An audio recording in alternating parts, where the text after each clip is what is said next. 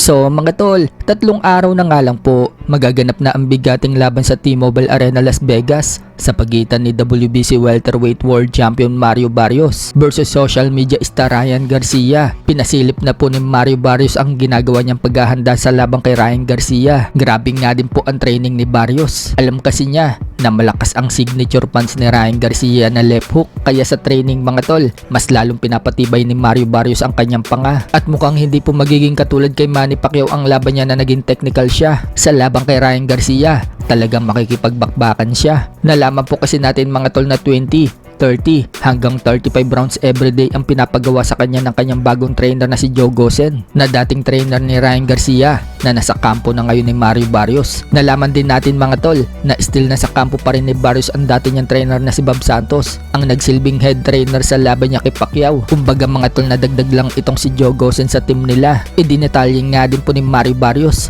kung paano niya tatalunin si Ryan Garcia. Aniya, ipaparamdam daw niya kay Ryan Garcia na hindi daw ito magiging komportable sa kanya. Sasamantalahin daw niya ang kahinaan ni Ryan Garcia. Nakikita daw kasi niya na marami daw itong kahinaan sa estilo ni Ryan. Bagamat dangerous fighter daw si Ryan, tiwala daw siyang mas magaling daw siya kaysa kay Ryan. Gagamitin daw niya kay Ryan Garcia lahat ng naging experience niya sa mga naging laban niya kay legend Manny Pacquiao, Tank Davis at Keith Thurman. At para sa kanya, hindi daw si Ryan ang magiging pinakamahirap niyang makakalaban. Kumbaga mga tol, dumaan na kasi si Mario Barrios sa mga mahihirap na labang katulad kay Pacquiao, Thurman at Tank Davis. Pero pagbubunyag naman ni Mario Barrios, mas dihamak daw na mas malaki naman daw ang payday niya ngayon sa labang kay Ryan Garcia kaysa kay Manny Pacquiao at Tank Davis. So kung nag-uwi si Mario Barrios ng $2.5 million sa labang kay Manny Pacquiao at nag-uwi naman siya ng $1.5 million sa labang kay Tank Davis, ibig sabihin lang yan mga tol, mas malaki pa sa $2.5 million ang kikitain niya dito kay Ryan Garcia.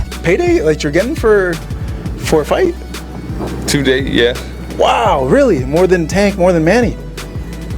Speaking of Ryan Garcia mga tol, hindi pa man sila naglalaban ni Mario Barrios, target na po agad ni Ryan Garcia na isunod itong si Shakur Stevenson. Sa isa po kasing pahayag sa kanya sa Fight Hub TV, kumpiyansa pong sinabi ni Ryan Garcia mga tol na tatalunin daw niya itong si Shakur. Pagkapareho nga lang daw itong si Shakur Stevenson at Devin Haney na sinasabing mataas ang boxing skill. Pero tingnan mo daw ang nangyayari, winasak lang daw niya itong si Devin Haney. Ganyan din daw ang mangyayari dito kay Shakur. Tinalo na daw kasi niya sa amateur itong si Shakur at tatalunin daw niya ulit ito kapag naglaban sila sa professional. Masasaktan daw talaga sa kanya si Shakur kapag naglaban sila. Sa ibang banda naman mga tol, Manny Pacquiao, nag-umpisa na po ng light training sa itaas ng ring. Dahil wala pa si Buboy Fernandez, iba muna ang nagmimits kay Manny Pacquiao. Napatulala nga po itong nagmimits kay Manny Pacquiao nang tamaan niya ito sa panga. Kahit na mahina lang yon, ramdam pa rin niya yung suntok ni Manny Pacquiao.